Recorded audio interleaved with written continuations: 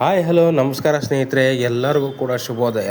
ನಾನು ನಿಮ್ಮ ಲಿಂಗರಾಜ್ ಕೊಟ್ಟೂರು ಯೂಟ್ಯೂಬ್ ಚಾನಲ್ನ ಲಿಂಗರಾಜ್ ಮಾತಾಡೋ ಸ್ನೇಹಿತರೆ. ಇವತ್ತು ಯಾವ ಸಿನಿಮಾ ಬಗ್ಗೆ ನಾನು ಹೇಳ್ತಾ ಇದ್ದೀನಿ ಅಂತಂದರೆ, ಸಿನಿಮಾ ಬಂದ್ಬಿಟ್ಟು ಕಾಂತಾರ ಚಾಪ್ಟರ್ 1 ಸ್ನೇಹಿತರೆ. ಏನು ಸಿನಿಮಾ ಕತೆ ಏನು ಎಂತ ಅಂತ ಹೇಳ್ಬಿಟ್ಟು ಇವತ್ತು ನಾನು ಹೇಳ್ತಾ ಹೋಗ್ತೀನಿ. ಬನ್ನಿ ಸ್ನೇಹಿತರೆ, ತಡ ಮಾಡೋಕ್ಕೋಗಲ್ಲ, ಇವತ್ತಿನ ಒಂದು ವೀಡಿಯೋನ ಸ್ಟಾರ್ಟ್ ಮಾಡೇ ಬಿಡೋಣ. ಸ್ನೇಹಿತರೆ, ಯಾರೆಲ್ಲ ಈ ವಿಡಿಯೋ ನೋಡ್ತಿದ್ರೆ ದಯವಿಟ್ಟು ಒಂದು ಲೈಕ್ ಮಾಡಿ, ಸಬ್ಸ್ಕ್ರೈಬ್ ಮಾಡಿ, ಹಾಗೆಯೇ ಶೇರ್ ಮಾಡೋದು ಮಾತ್ರ ಮರಿಬೇಡಿ ಸ್ನೇಹಿತರೆ ಅಂತ ಹೇಳ್ತಾ ಇವತ್ತಿನ ಒಂದು ವೀಡಿಯೋನ ಸ್ಟಾರ್ಟ್ ಮಾಡ್ತೀನಿ ಸ್ನೇಹಿತರೆ. ನಾನು ಇವತ್ತು ಹೇಳ್ಬೇಕು ಅಂತ ಹೊರಟೆ ಸಿನಿಮಾ ಬಂದ್ಬಿಟ್ಟು ಯಾವುದು ಅಂತಂದರೆ ಅದು ಕಾಂತಾರ ಚಾಪ್ಟರ್ 1. ಈ ಸಿನಿಮಾ ಬಂದ್ಬಿಟ್ಟು ಸ್ನೇಹಿತರೆ 2025 ಅಕ್ಟೋಬರ್ 2ನೇ ತಾರೀಕು ಈ ಸಿನಿಮಾ ರಾಜ್ಯಾದ್ಯಂತ ಮತ್ತು ದೇಶಾದ್ಯಂತ ಮತ್ತು ಪ್ರಪಂಚಾದ್ಯಂತ ಸಿನಿಮಾ ರಿಲೀಸ್ ಆಗಿದೆ ಅಂತಲೇ ಹೇಳ್ಬೇಕು ಸ್ನೇಹಿತರೆ. ಈ ಸಿನಿಮಾದ ಪಾತ್ರಗಳ ಬಗ್ಗೆ ನಾನು ಹೇಳೋದಕ್ಕಿಂತ ಮುಂಚೆಗೆ ನಾನು ಮೊದಲನೇದಾಗಿ ಈ ಸಿನಿಮಾದ ಒಂದು ಕಥೆಯನ್ನು ಯಾವ ಥರ ರಚಿಸಿದ್ದಾರೆ ಮತ್ತು ಏನೇನೆಲ್ಲ ಇದರಲ್ಲಿ ಇದೆ ಅನ್ನೋದ್ರ ಬಗ್ಗೆ ನಾನು ನಿಮಗೆ ಡೀಟೇಲಾಗಿ ಹೇಳ್ತಾ ಹೋಗ್ತೀನಿ ಸ್ನೇಹಿತರೆ. ಏನಪ್ಪ ಅಂತಂದರೆ ಅಧ್ಯಾಯ 1 ಏನಿದು ಅಂತಂದರೆ ಕಾಂತಾರ ಅಧ್ಯಾಯ 1. ಇದು ಬಂದ್ಬಿಟ್ಟು ಸ್ನೇಹಿತರೆ, ಇದು ಕನ್ನಡ ಭಾಷೆಯ ಒಂದು ದೈವಶಕ್ತಿಯ ಹಿನ್ನೆಲೆ ಉಳ್ಳ ಚಿತ್ರವಾಗಿದ್ದು, ಇದು ರಿಷಬ್ ಶೆಟ್ಟಿಯವರ ಬರೆದು ನಿರ್ದೇಶನ ಮಾಡಿದ್ದಾರೆ ಸ್ನೇಹಿತರೆ. ಈ ಸಿನಿಮಾದಲ್ಲಿ ರಿಷಬ್ ಶೆಟ್ಟಿಯವರು ನಟಿಸಿ ಮತ್ತು ನಿರ್ದೇಶನ ಮಾಡಿರೋಂಥ ಚಿತ್ರ. ಈ ಚಿತ್ರನ ಯಾರ್ಯಾರು ಒಂದು ಇದು ಮಾಡಿದ್ದಾರೆ ಅಂತಂದರೆ, ಒಂಬಾಳೆ ಫಿಲಮ್ಸ್ನಲ್ಲಿ ವಿಜಯ್ ಕಿರಂಗದೂರ್ ಅವರು ನಿರ್ಮಿಸಿದ್ದಾರೆ. ಈ ಚಿತ್ರ ಬಂದ್ಬಿಟ್ಟು 2022ರ ಚಲನಚಿತ್ರವಾಗಿರುವಂಥ ಕಾಂತಾರದ ಪೂರ್ವಭಾವಿ ಕಥೆಯ ಮೊದಲ ಚಿತ್ರದಲ್ಲಿ ಪರಿಚಯಿಸಲಾದ ದೈವಿಕ ಸಂಪ್ರದಾಯ ಮತ್ತು ಪೂರ್ವಜನರ ಸಂಘರ್ಷದ ಮೂಲಗಳನ್ನು ಆಳವಾಗಿ ಪ್ರಸ್ತುತಪಡಿಸುತ್ತಿದೆ ಸ್ನೇಹಿತರೆ. ನೀವು ನೋಡೋದಾದರೆ ಈ ಸಿನಿಮಾದ ಒಂದು ಹಿನ್ನೆಲೆ ಸ್ನೇಹಿತರೆ ಇದು. ಇನ್ನು ನೆಕ್ಸ್ಟ್ ಇದ್ರ ಬಗ್ಗೆ ಹೇಳಬೇಕು ಅಂತಂದರೆ ಸ್ನೇಹಿತರೆ, ಈ ಸಿನಿಮಾದಲ್ಲೇ ಯಾರ್ಯಾರು ಇಲ್ಲ ಏನಂತಂದರೆ ಇದು ಸಿನಿಮಾ ಬಂದ್ಬಿಟ್ಟು ಸ್ನೇಹಿತರೆ 2022ರಲ್ಲಿ ಸಿನಿಮಾ ಏನು ಕಾಂತಾರ ಇತ್ತಲ್ಲ ಅದರ ಒಂದು ಮುನ್ನುಡಿ ಅಂತಲೇ ಈ ಸಿನಿಮಾ ಹೇಳ್ತಾ ಇದ್ದಾರೆ ಸ್ನೇಹಿತರೆ. ಇನ್ನು ಈ ಸಿನಿಮಾ ಬಂದ್ಬಿಟ್ಟು ಸ್ನೇಹಿತರೆ ನಿಮ್ಗೆ ಹೇಳೋದಾದರೆ ಯಾವ್ಯಾವ ಒಂದು ಇದರಲ್ಲಿ ಒಂದು ಇದಾಗಿದೆ ಅಂತಂದರೆ, ದಸರಾ ಹಬ್ಬಕ್ಕೆ ಮತ್ತು ಗಾಂಧಿ ಜಯಂತಿಗೆ ಎರಡನ್ನೂ ಮೀರಿಸಿ ಸಿನಿಮಾನ ಇದು ಮಾಡಿದ್ದಾರೆ ಸ್ನೇಹಿತರೆ. IMX ಮತ್ತು D-Box ಮತ್ತು IC4DX ಡಬಲ್ ಸಿನಿಮಾ ಐಪಿಕ್ ಫಾರ್ಮ್ಯಾಟ್ಸ್ನಲ್ಲಿ ಈ ಸಿನಿಮಾ ಪ್ರೊಡ್ಯೂಸ್ ಆಗಿದೆ. ಮತ್ತು ಈ ಸಿನಿಮಾದ ಒಂದು second highest crossing Kannada film ಅಂತಂದರೆ ತಪ್ಪಾಗಲ್ಲ ಸ್ನೇಹಿತರೆ. ಆಮೇಲೆ highest crossing Kannada film in ranks of highest crossing of Indian films.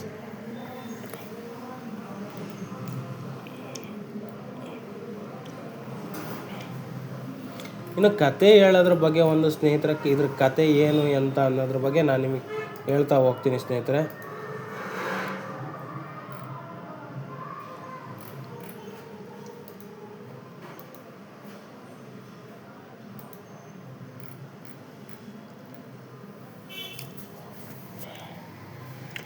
ಇದು ನೋಡಿ ಸ್ನೇಹಿತರೆ, ಕಡುಬೆಟ್ಟು ಆಮೇಲೆ ಶಿವ ಫಾದರ್ ಆಫ್ ಡ್ಯೂರಿಂಗ್ ಬುಲ್ಲಾ ಊಟ ಕೋಲ್ರಿತು 1900 mysterious forest young Shiva questions of front of friend ಸಿ film villager response of circles ದಂತಕಥೆ ಇನ್ ಲೆಜೆಂಡ್.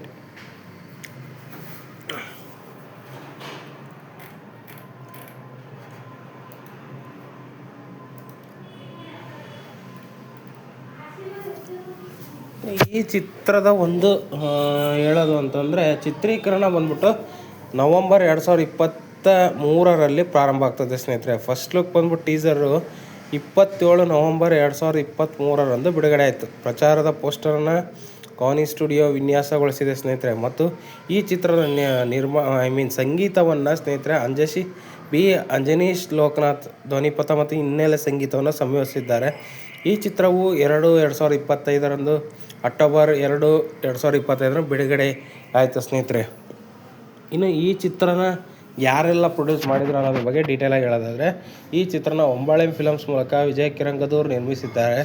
ಮತ್ತು ಶೆಟ್ಟಿ ಈ ಪಾತ್ರಕ್ಕೆ ಕುದುರೆ ಸವಾರಿ, ಕಳಾರಿ, ಪಾಯೆಟ್ಟು ಮತ್ತು ಕತ್ತಿ ವರ್ಷೆ ಕಲಿಸಿದ್ದಾರೆ. ಇನ್ನು ಈ ಚಿತ್ರದಲ್ಲಿ ರಾಷ್ಟ್ರೀಯ ಮತ್ತು ಅಂತಾರಾಷ್ಟ್ರೀಯ ತಜ್ಞರು ನೃತ್ಯ ಸಂಯೋಜನೆ ಮಾಡಿರುವ ಭವ್ಯ ಯುದ್ಧ ಸನ್ನಿವೇಶವಿದೆ. ಮತ್ತು ಈ ಸನ್ನಿವೇಶದಲ್ಲಿ 500ಕ್ಕೂ ಹೆಚ್ಚು ನುರಿತ ಹೋರಾಟಗಾರರು ಮತ್ತು ಸುಮಾರು 3,00,000 ಜನರು ಒಟ್ಟು ತಾರಾಗಣವಿದೆ. ಕರ್ನಾಟಕದ ಪರ್ವತಗಳಲ್ಲಿ 25 ಎಕರೆ ವಿಸ್ತೀರ್ಣ ಸೆಟ್ನಲ್ಲಿ ಚಿತ್ರೀಕರಣ ಯುದ್ಧ ಸನ್ನಿವೇಶವನ್ನು ಚಿತ್ರಿಸಲಾಗಿತ್ತು. ಸುಮಾರು 50 ದಿನಗಳು ಬೇಕಾಯಿತು ಸ್ನೇಹಿತರೆ. ಚಿತ್ರೀಕರಣ ಜುಲೈ 7ರಂದು 2025ರಂದು ಪೂರ್ಣಗೊಂಡಿತ್ತು ಅಂತ ಹೇಳ್ತಾ ಇದ್ದಾರೆ ಸ್ನೇಹಿತರೆ. ಇನ್ನು ಇದರಲ್ಲಿ ಪಾತ್ರವರ್ಗನ ನೋಡೋದಾದರೆ ಯಾರ್ಯಾರೆಲ್ಲ ಪಾತ್ರ ಮಾಡಿದ್ದಾರೆ ಏನು ಅಂತ ಅನ್ನೋದ್ರ ಬಗ್ಗೆ ನಾನು ನಿಮಗೆ ಡೀಟೇಲಾಗಿ ಹೇಳ್ತಾ ಹೋಗ್ತೀನಿ. ರಿಷಬ್ ಶೆಟ್ಟಿ ಅವರು ಬೆರ್ಮೆ ಕಥಾನಾಯಕ, ನಾಗಸಾಧು ಮತ್ತು ಯೋಧ. ಇನ್ನು ಈ ಚಿತ್ರದ ನಾಯಕಿಯಾಗಿ ರುಕ್ಮಿಣಿ ವಸಂತ್ ಮತ್ತು ಕನಕಾವತಿ ರಾಜಕುಮಾರಿಯಾಗಿ ಒಂದು ಆ್ಯಕ್ಟಿಂಗ್ನ ಮಾಡಿದ್ದಾರೆ. ಇನ್ನು ಗುಲ್ಕನ್ ದೇವಯ್ಯ ಇವರು ಬಂದ್ಬಿಟ್ಟು ಕುಲಶೇಖರ, ರಾಜವಂಶದ ಶಕ್ತಿಶಾಲಿ ನಾಯಕ. ಮತ್ತು ಜೈರಾಮ್ ವಿಜಯೇಂದ್ರ ಮಹಾರಾಜ ಮತ್ತು ಕದಂಬ ವಂಶದ ರಾಜ. ಅಚ್ಯುತ್ ಕುಮಾರ್ ದೇವಾಲಯದ ಅರ್ಚಕ. ಮಾಂಸಿ ಸುಧೀರ್ ಅಂದರೆ ಬೆರ್ಮನ ತಾಯಿ. ಶೈನ್ ಶೆಟ್ಟಿ ಬೆರ್ಮನ ಸಹೋದರ. ಪ್ರಮೋದ್ ಶೆಟ್ಟಿ ಬೆರ್ಮನ ಗೆಳೆಯ. ರಾಕೇಶ್ ಪೂಜಾರಿ ಗ್ರಾಮದ ಯೋಧ. ಪ್ರಕಾಶ್ ತುಮ್ಮಿನಾಡು ಹಾಸ್ಯಪೂರ್ಣ ಪಾತ್ರದಲ್ಲಿ. ದೀಪಕ್ ರೈ ಪಣಜೆ ರಾಜದ ಆಂತರಿಕ ಸಲಹೆಗಾರ. ಹರಿ ಪ್ರಶಾಂತ್ ಎಂಜೆ ಪೌರಾಣಿಕ ಯೋಧ. ಶನಿಲ್ ಗೌತಮ್ ಕದಂಬ ಸೇನೆಯ ನಾಯಕ. ಇನ್ನು ನವೀನ್ ಬೋಂಡಾಲೆ ಗ್ರಾಮದ ಹಿರಿಯ. ಅರವಿಂದ್ ಕಶ್ಯಪ ಕ್ಯಾಮ್ರಾ ದೃಶ್ಯದಲ್ಲಿ ವಿಶೇಷ ಪಾತ್ರ. ಇನ್ನು ಈ ಸಿನಿಮಾದ ಕೆಲವೊಂದು ನಾಟಕೀಯವಾಗಿ ನೋಡೋದಾದರೆ ಸ್ನೇಹಿತರೆ, ಈ ಸಿನಿಮಾ ಬಂದ್ಬಿಟ್ಟು ಕಾಂತಾರ ಅಧ್ಯಾಯ 1 ಗಾಂಧಿ ಜಯಂತಿಯನ್ನು 2025 ಅಕ್ಟೋಬರ್ 2ರಂದು ಚಿತ್ರವನ್ನು ಬಿಡುಗಡೆ ಆಯಿತು. ಈ ಚಿತ್ರ ಬಂದ್ಬಿಟ್ಟು ಯಾವ್ಯಾವ ಭಾಷೆಯಲ್ಲಿ ರಿಲೀಸ್ನ ಕಾಣ್ತು ಮತ್ತು ಯಾವ್ಯಾವ ಭಾಷೆಯಲ್ಲಿ ಈ ಸಿನಿಮಾ ಬಂತು ಅನ್ನೋದ್ರ ಬಗ್ಗೆ ಒಂದು ಡೀಟೇಲ್ ಆಗಿ ನೋಡೋದಾದರೆ ಸ್ನೇಹಿತರೆ, ತೆಲುಗು ಮತ್ತು ಹಿಂದಿ ಮತ್ತು ತಮಿಳು ಮತ್ತು ಬಂಗಾಳಿ ಮತ್ತು ಮಲಯಾಳಂ ಸೇರಿದಂತೆ ಡಬ್ಬಿಂಗ್ ಆವೃತ್ತಿಗಳಲ್ಲಿ ಸಹ ಬಿಡುಗಡೆ ಮಾಡಿದ್ದಾರೆ ಸ್ನೇಹಿತರೆ. ಇನ್ನು ಓಮ್ ಮೀಡಿಯಾ ಅಂತಂದರೆ OTT ವಿತರಕರು ಬಂದ್ಬಿಟ್ಟು ಅಮೆಝಾನ್ ಪ್ರೈಮ್ ಪಡೆದುಕೊಂಡಿತು ಸ್ನೇಹಿತರೆ. ಡಿಜಿಟಲ್ ವಿತರಣಾ ಹಕ್ಕುಗಳನ್ನು ಅಮೆಝಾನ್ ಪ್ರೈಮ್ ಪಡ್ಕೊಂಡಿದೆ. ಇನ್ನು ಈ ಸಿನಿಮಾದ ವಿಮರ್ಶಕರ ಪ್ರತಿಕ್ರಿಯೆಗಳು.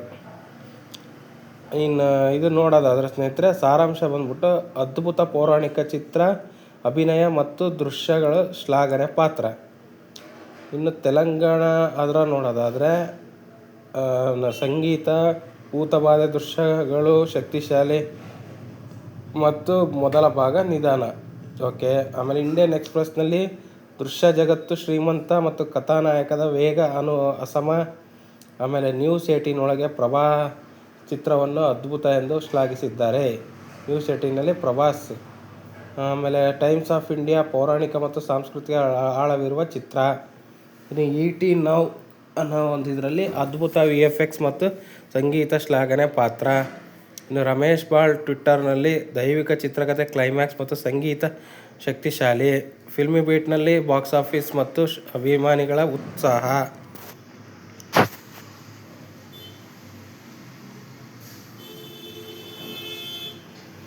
ಆಮೇಲೆ ನೀವು ನೋಡೋದಾದರೆ ಸ್ನೇಹಿತರೆ, ಇಲ್ಲಿ ಆಮೇಲೆ ಪಿಂಕ್ ವಿಲ್ಲಾ ಅಂತ ಹೇಳ್ಬಿಟ್ಟು ಆಧ್ಯಾತ್ಮಿಕ ಮತ್ತು ದೃಶ್ಯ ವೈಭವದೊಂದಿಗೆ ಯಶಸ್ವಿ ಚಿತ್ರ. ಆಮೇಲೆ 1, 2, 3 ತೆಲುಗು ಅನ್ನೋದ್ರೊಳಗೆ ತೆಲುಗು ಆವೃತ್ತಿ ಭಾವನಾತ್ಮಕವಾಗಿ ದಿ ಕ್ವಿಂಟ್ ಅಂತ ಹೇಳ್ಬಿಟ್ಟು ಮಹತ್ವಾಕಾಂಕ್ಷಿ, ಭಾವನಾತ್ಮಕ ತೀವ್ರತೆ ಕಡಿಮೆ. ಆಮೇಲೆ ಸ್ಕ್ರೋಲಿನ್ ಅಂತ ಹೇಳ್ಬಿಟ್ಟು ಅದರಲ್ಲಿ ಪೌರಾಣಿಕ ವಿಸ್ತಾರ ಮತ್ತು ದೃಶ್ಯ ವೈಭವ ಶ್ಲಾಘನೆ ಪಾತ್ರ. ಆಮೇಲೆ ಇಂಡಿಯನ್ ಟುಡೇ ಒಳಗೆ ಕತೆ ಮತ್ತು ಆಧ್ಯಾತ್ಮಿಕ ಅಂಶಗಳು ಶಕ್ತಿಶಾಲಿ. ದಿ ವೈರ್ ಅನ್ನೋದ್ರೊಳಗೆ ತಾತ್ವಿಕ ಗಂಭೀರತೆ, ಕಥಾನಕ ಸ್ಪಷ್ಟತೆ ಕೊರತೆ. ಫಿಲಮ್ ಕಂಪ್ಯಾನಿಯನ್ ಸೌತ್ ಪ್ರಾದೇಶಿಕ ನೈಜತೆ ಮತ್ತು ಸಂಗೀತ ಶ್ಲಾಘನೆ ಪಾತ್ರ. ಕನ್ನಡಪ್ರಭ ಒಳಗೆ ನಾಡಿನ ಕಥಾನಕ ಮತ್ತು ಶೆಟ್ಟಿ ಅವರ ಅಭಿನಯ ಶಕ್ತಿಶಾಲಿ. ಆಮೇಲೆ ವಿಕಟನ್ ಅಂತ ಹೇಳ್ಬಿಟ್ಟು ಅದು ತಮಿಳಲ್ಲಿ ಅವ್ರು ಹೇಳಿರೋದು ಡಬ್ಬಿಂಗ್ ಮತ್ತು ಸಂಸ್ಕೃತಿಯ ಅನುರಣನೆ ಶ್ಲಾಘನೆ ಪಾತ್ರ. ಸ್ಯಾಂಡಲ್ವುಡ್ ಟೈಮ್ಸ್ ಒಳಗೆ ಸ್ಥಳೀಯ ವಿಮರ್ಶಕರ ಅಭಿನಯ ಮತ್ತು ಕ್ಲೈಮ್ಯಾಕ್ಸ್ ಶ್ಲಾಘಿಸಿದ್ದಾರೆ. ಸಿನಿ ಜೋಶಿ ಒಳಗೆ ತೆಲುಗು ಪ್ರೇಕ್ಷಕರಿಗೆ ಆಧ್ಯಾತ್ಮಿಕ ಅನುಭವ. ಅಸಿನೆಟ್ ನ್ಯೂಸ್ ಒಳಗೆ ಮಲಯಾಳಂ ಪ್ರೇಕ್ಷಕರಿಗೆ ಪೌರಾಣಿಕ ಕತೆ ಪ್ರಭಾವಶಾಲಿ. ಪಬ್ಲಿಕ್ ಟಿವಿ ಒಳಗೆ ಶೆಟ್ಟಿ ಅವರ ನಟನೆ ಮತ್ತು ಸಂಗೀತ ಶ್ಲಾಘನೆ ಪಾತ್ರ. TV9 ಕನ್ನಡದಲ್ಲಿ ದೃಶ್ಯ ವೈಭವ ಮತ್ತು ಪೌರಾಣಿಕ ಶಕ್ತಿಶಾಲಿ.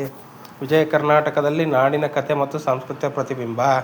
ಪ್ರಜಾವಾಣಿ ಒಳಗೆ ಪೌರಾಣಿಕತೆ ಮತ್ತು ಶಕ್ತಿಶಾಲಿ. ಉದಯವಾಣಿ ಒಳಗೆ ನಾಟಕೀಯತೆ ಮತ್ತು ಸಂಗೀತ ಶ್ಲಾಘನೆ ಪಾತ್ರ. ಸುವರ್ಣ ನ್ಯೂಸ್ನಲ್ಲಿ ಆಧ್ಯಾತ್ಮಿಕ ದೃಶ್ಯಗಳ ಪ್ರಭಾವಶಾಲಿ.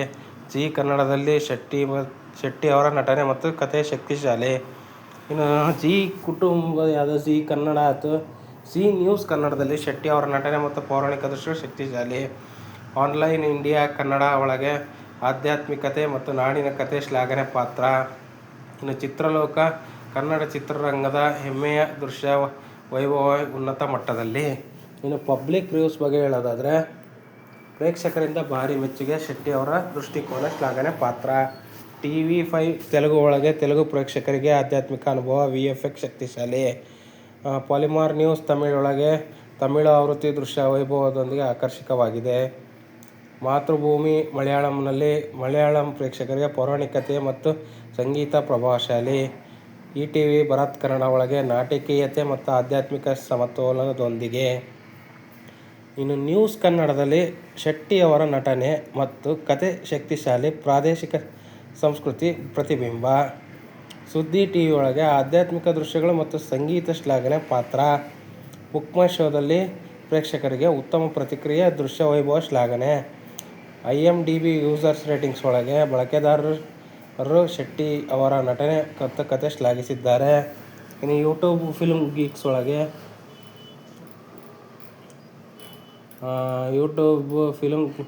ಒಳಗೆ ಆಧ್ಯಾತ್ಮಿಕತೆ ಮತ್ತು VFX ಶಕ್ತಿಶಾಲಿ, ಮೊದಲ ಭಾಗ ನಿಧಾನ.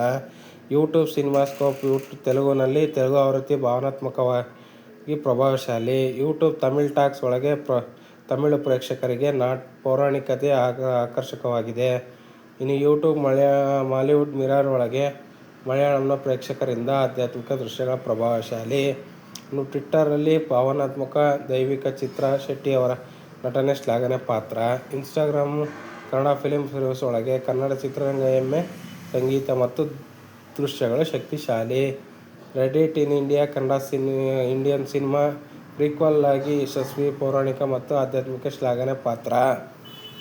ಇನ್ನು ಲೆಟರ್ ಬಾಕ್ಸ್ಡ್ ಅಂತೇಳ್ಬಿಟ್ಟು ಇಲ್ಲಿ ದೃಶ್ಯ ವೈಭವದ ಆಧ್ಯಾತ್ಮಿಕ ಪಾಠ, ಪ್ರೇಕ್ಷಕರಿಂದ ಉತ್ತಮ ಮೌಲ್ಯಮಾಪನ.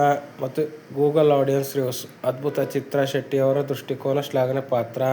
ಬುಕ್ ಮೈ ಶೋ ವೆರಿಫೈಡ್ ಕ್ರಿಟಿಕ್ಸ್ ಒಳಗೆ ಪೌರಾಣಿಕ ಮತ್ತು ನಾಟಕೀಯತೆ ಸಮತೋಲನ ಶಕ್ತಿಶಾಲಿ. ಸ್ನೇಹಿತರೆ, ಈ ಬಗ್ಗೆ ನಾನು ಇಷ್ಟೋದಂಗೆ ಹೇಳಿದ್ದಾಯಿತು. ಇನ್ನು ಈ ಕತೆ ಒಂದು ನೋಡೋಣ ಸ್ನೇಹಿತರೆ, ಯಾವ ಥರ ಒಂದು ಕಥೆನ ಹೊಂದಿದೆ ಮತ್ತು ಕ್ಲೈಮ್ಯಾಕ್ಸ್ ಯಾವ ಥರ ಒಂದು ಇದಿರುತ್ತೆ ಏನಂತ ಹೇಳ್ಬಿಟ್ಟು. ಇಲ್ಲಿ ಸ್ನೇಹಿತರೆ, ಈ ಸಿನಿಮಾ ಬಂದ್ಬಿಟ್ಟು ಒಂದು ಊರಿನ ಒಂದು ರಾಜ ಮತ್ತು ಅಲ್ಲಿ ಜನಾಂಗದ ದೇವರ ಬಗ್ಗೆ ಇದು ಕಥೆನ ಹೊಂದಿರೋಂಥದ್ದು ಸ್ನೇಹಿತರೆ. ತುಂಬಾ ಡಿಫ್ರೆಂಟಾಗಿ ಕತೆ ಹೊಂದಿದೆ ಈ ಸಿನಿಮಾ. ನೀವು ನೋಡಬೇಕು ಅಂತಂದರೆ ತುಂಬಾ ಒಂದು ಥಿಯೇಟ್ರ್ನಲ್ಲೇ ನೋಡೋದ್ರಿಂದ ನಿಮಗೆ ಒಂದು ಗೋಚರ ಅಂತಲೇ ಹೇಳ್ಬೇಕು. ದೈವ ಒಂದು ಗೋಚರಣೆ, ದೈವದ ಒಂದು ಆಕರ್ಷಣೀಯವಾದಂಥ ಕೆಲವೊಂದು ಭಾಷೆಗಳು ಇವು ತುಂಬಾ ಇಷ್ಟಪಡೋಂಥದ್ದು ಆಗ್ತವೆ ಅಂತಂದರೆ ತಪ್ಪಾಗಲ್ಲ ಸ್ನೇಹಿತರೆ.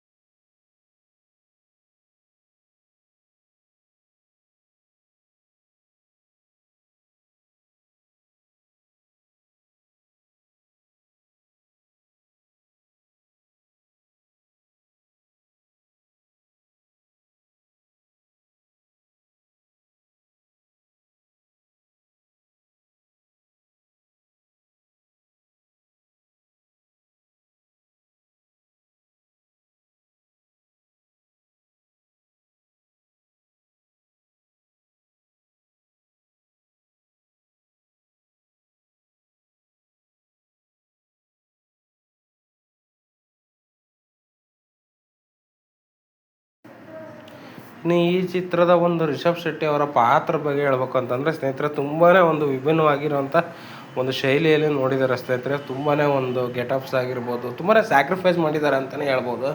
ಅಷ್ಟು ಒಂದು ವಿಭಿನ್ನವಾದಂಥ ಒಂದು ಸ್ಟೈಲು ಕಾಂತಾರ ಚಿತ್ರ ಒಂದು ಹೇಳ್ಬೇಕಂದ್ರೆ ಕ್ಲೈಮ್ಯಾಕ್ಸ್ ಸ್ನೇಹಿತರೆ. ಆ ಥರ ಒಂದು ಸ್ಟೈಲ್ನಲ್ಲಿ ಸಿನಿಮಾನ ಮಾಡಿದ್ದಾರೆ. ಹಾಗಾಗಿನೇ ಹೇಳೋದೇನಪ್ಪ ಅಂತಂದರೆ ಈ ಸಿನಿಮಾದ ಒಂದು ಕಥೆನ ಥಿಯೇಟ್ರ್ನಲ್ಲಿ ಹೋಗಿ ನೋಡಬೇಕು. ಒಂದು ಸಲ ಅಲ್ಲ, ನೀವು 2 ಸಲ ನೋಡಬೇಕು. ಆ ಥರ ಒಂದು ಸಿನಿಮಾ ಇದೆ ಸ್ನೇಹಿತರೆ. ಹಾಗಾಗಿ ಎಲ್ಲರೂ ದಯವಿಟ್ಟು ಸಿನಿಮಾನ ಥಿಯೇಟ್ರ್ನಲ್ಲೇ ನೋಡಿ. ಯಾರು ಮರಿಬೇಡಿ ಸ್ನೇಹಿತರೆ, ಥಿಯೇಟ್ರಿಗೆ ಹೋಗಿ ಸಿನಿಮಾ ನೋಡ್ಕೊಂಬನ್ನಿ. ಮತ್ತು ಈ ಚಿತ್ರದಲ್ಲಿ ಒಂದು ಪಾತ್ರಗಳ ಬಗ್ಗೆ ನಾನು ಹೇಳೋದಾದ್ರೆ ಸ್ನೇಹಿತರೆ, ಅವರವ್ರಿಗೆ ತಕ್ಕಂತೆ ಕೊಟ್ಟಿರುವಂಥ ಒಂದು ಕೆಲವೊಂದು ಪಾತ್ರಗಳನ್ನ ಅಚ್ಚುಕಟ್ಟಾಗಿ ಮತ್ತು ನಿಧಾನಗತವಾಗಿ ಒಂದು ಸಿನಿಮಾದಲ್ಲಿ ನೀಟಾಗಿ ಅವ್ರವ್ರಿಗೆ ಏನೇನು ಕೊಡ್ಬೇಕು ಅದನ್ನೆಲ್ಲ ಕರೆಕ್ಟಾಗಿ ಇದು ಮಾಡಿದ್ದಾರೆ ಸ್ನೇಹಿತರೆ. ಅದನ್ನು ನಾನು ಒಪ್ತೇನೆ. ಯಾಕೆಂತಂದರೆ ಅಷ್ಟು ನೀಟಾಗಿ ಅವರವರು ಒಂದು ಸಂಭಾಳನೀಯವಾಗಿ ಮಾಡ್ಕೊಂಡು ಹೋಗಿದ್ದಾರೆ ಅಂತಂದರೆ ತಪ್ಪಾಗಲ್ಲ ಸ್ನೇಹಿತರೆ. ಏಕೆಂದರೆ ಅಷ್ಟು ಒಂದು ವಿಭಿನ್ನ ಶೈಲಿಯಲ್ಲಿ ವಿಭಿನ್ನವಾಗಿ ಅವ್ರಿಗೆ ಏನೇನು ಬೇಕೋ ಅವರು ಅದನ್ನೆಲ್ಲ ಮಾಡಿದ್ದಾರೆ ಅಂತಂದರೆ ತಪ್ಪಾಗಲ್ಲ. ಯಾಕೆಂದರೆ ಅಷ್ಟು ನೀಟಾಗಿ ಒಂದು ಸಿನಿಮಾನ ಸಂಕ್ಷಿಪ್ತವಾಗಿ ಮಾಡಿದ್ದಾರೆ ಸ್ನೇಹಿತರೆ. ನೀವು ನೋಡ್ಬೋದು ಯಾವ ಥರ ಎಲ್ಲ ಮಾಡಿದ್ದಾರೆ ಏನಂತ ಹೇಳ್ಬಿಟ್ಟು. ಅಲ್ಲಲ್ಲಿ ಅವ್ರವ್ರಿಗೆ ತಕ್ಕಂತೆ ಸಿನಿಮಾನ ಅವ್ರಿಗೆ ಬೇಕಾದಂಗೆ ಅಂತ ಅನ್ನೋದಕ್ಕಿಂತ ಜನರಿಗೆ ಏನು ಬೇಕು ಅದನ್ನು ನಾವು ಮುಟ್ಟಿಸಿದ್ದೀವಿ ಅಂತಂದರೆ ರಿಷಬ್ ಶೆಟ್ಟಿ ಅವ್ರಿಗೆ ಆ ಒಂದು ವಿಚಾರದಲ್ಲಿ ನಾನು ತುಂಬಾ ಆ್ಯಸ್ಟಾಪ್ ಆಗಿ ಹೇಳ್ತೀನಿ. ಇನ್ನು ಸಿನಿಮಾ ಬಗ್ಗೆ ಹೇಳೋದು ಅನ್ನೋದಕ್ಕಿಂತ ಹೆಚ್ಚಾಗಿ ಈ ಸಿನಿಮಾದಲ್ಲಿ ಕೆಲವೊಂದು ವಿಭಿನ್ನ ಶೈಲಿ ಆಗಿರ್ಬೋದು,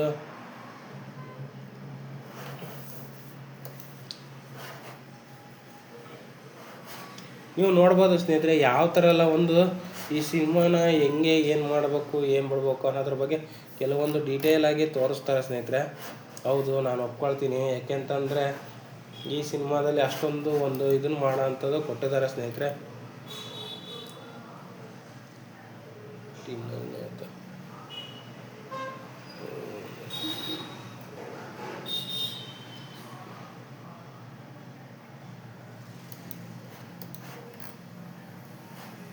ನೀವು ನೋಡ್ಬೋದು ಯಾವ ಥರ ಎಲ್ಲ ಈ ಒಂದು ಡೀಟೇಲಾಗಿ ನೀವು ನೋಡೋದಂತಂದರೆ ತುಂಬಾ ಖುಷಿ ಪಡೋಂಥ ವಿಚಾರ ಇದು. ನಮ್ಮ ಕನ್ನಡ ಹೆಮ್ಮೆ ಒಂದು ಕನ್ನಡ ಚಿತ್ರ ಈ ಮಟ್ಟಕ್ಕೆ ಒಂದು ಸಕ್ಸಸ್ನ ಕೊಡ್ತಾ ಇದೆ ಅಂತಂದರೆ ಅದು ತಪ್ಪಾಗಲ್ಲ ಸ್ನೇಹಿತರೆ. ಹಾಗಾಗಿನೇ ನಾನು ನಿಮಗೆ ಹೇಳೋದೇನಪ್ಪ ಅಂದರೆ ಸಿನಿಮಾನ ಇನ್ನೂ ಒಂದು ಮಟ್ಟಕ್ಕೆ ತಗೊಂಡೋಗ್ಬೇಕು ಅನ್ನೋದು ಒಂದು ನಾನು ಹೇಳೋದು. ಏಕೆಂತಂದರೆ ಒಂದು ಇವತ್ತಿನ ಮಟ್ಟಿಗೆ ಈ ಸಿನಿಮಾ ಎಷ್ಟು ಸಕ್ಸಸ್ ಕಾಣುತ್ತೆ ಏನು ಎಂತ ಅನ್ನೋದ್ರ ಬಗ್ಗೆ ತುಂಬ ಜನಕ್ಕೆ ಗೊತ್ತಿಲ್ಲ. ಹಾಗಾಗಿನೇ ನಾನು ಹೇಳ್ತಾ ಇರೋದು ಇನ್ನೂ ಒಂದಿಷ್ಟು ಗ್ರೋನ ಮಾಡಬೇಕಾಗುತ್ತೆ. ಯಾವ ಥರ ಸಿನಿಮಾ ಮಾಡಬೇಕು, ಯಾವ ಥರ ಸಿನಿಮಾನ ಒಯ್ಯಬೇಕು ಅನ್ನೋದ್ರ ಬಗ್ಗೆನೇ ಒಂದು ಡೀಟೇಲ್ ಕಾನ್ಸೆಪ್ಟ್ ಇದು. ಹಾಗಾಗಿನೇ ನಾನು ನಿಮಗೆ ಕೇಳೋದೇನಪ್ಪ ಅಂತಂದರೆ ದಯವಿಟ್ಟು ಸಿನಿಮಾನ ಕನ್ನಡ ಚಿತ್ರವನ್ನು ಹೋಗಿ ಥಿಯೇಟ್ರ್ನಲ್ಲೇ ನೋಡಿ ಸ್ನೇಹಿತರೆ. ಇನ್ನು ರುಕ್ಮಿಣಿ ವಸಂತ್ ಅವರು ಈ ಸಿನಿಮಾದಲ್ಲಿ ಯಾವ ಥರ ಎಲ್ಲ ಪಾತ್ರನ ಮಾಡಿದ್ದಾರೆ ಏನು ಎಂತ ಅನ್ನೋದ್ರ ಬಗ್ಗೆ ನಾನು ಡೀಟೇಲಾಗಿ ನಿಮಗೆ ತೋರಿಸ್ಕೊಡ್ತೀನಿ ಸ್ನೇಹಿತರೆ.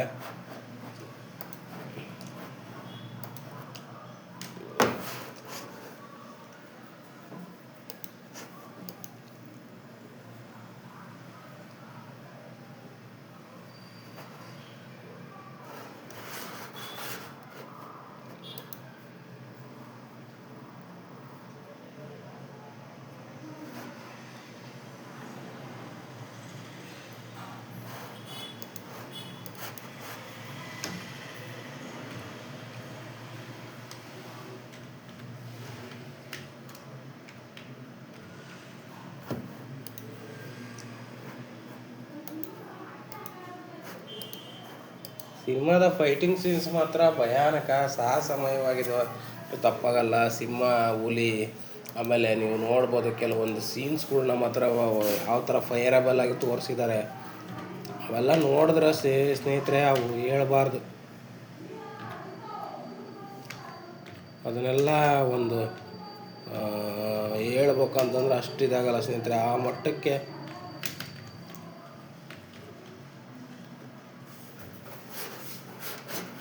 ಅದನ್ನ ಹೇಳೋದ್ರಿಂದ ತಪ್ಪಾಗುತ್ತೆ. ಅದನ್ನು ಏನಪ್ಪ ಅನುಭವಿಸಿದ್ರೆ ಮಾತ್ರನೇ ಒಂದು ಡಿಫ್ರೆಂಟೇಬಲ್ ಆಗೋದು ಅಂತ ನನ್ನ ಅಭಿಪ್ರಾಯ. ಹಾಗಾಗಿನೇ ನಾನು ನಿಮಗೆ ಹೇಳೋದೇನಪ್ಪ ಅಂದರೆ ಸಿನಿಮಾನ ಥಿಯೇಟ್ರಲ್ಲೇ ನೋಡಿದ್ರೆ ನಿಮಗೆ ಒಂದು ಸ್ಪಷ್ಟವಾದಂಥ ಒಂದು ಕ್ಲೈಮ್ಯಾಕ್ಸ್ ಸಿಗುತ್ತೆ. ಹಾಗಾಗಿನೇ ನಾನು ಹೇಳ್ತಾ ಇರೋದೇನಪ್ಪ ಅಂದರೆ ದಯವಿಟ್ಟು ಸಿನಿಮಾನ ಟಾಕೀಸ್ನಲ್ಲಿ ನೋಡಿ ಒಂದು ಹಿಟ್ ಸಿನಿಮಾ ಅಂತಂದರೆ ತಪ್ಪಾಗಲ್ಲ ಸ್ನೇಹಿತರೆ, ಆ ಥರ ಇದೆ. ಹಾಗಾಗಿ ನಾನು ನಿಮಗೆ ಹೇಳೋದು, ದಯವಿಟ್ಟು ಕನ್ನಡ ಸಿನಿಮಾನ ಥಿಯೇಟ್ರ್ನಲ್ಲೇ ಹೋಗಿ ನೋಡಿ ಸ್ನೇಹಿತರೆ.